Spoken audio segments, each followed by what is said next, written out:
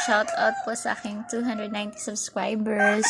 So, ngayong hapon ay papakita ko po sa akin ang aking everyday look. My everyday makeup look. Kapag pupunta ng school o pupunta ng work. Maglagay muna tayo ng foundation.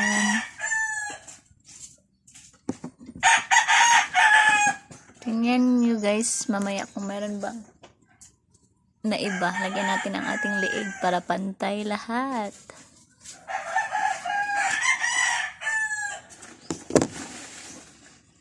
Lagay tayo ng foundation. BB cream.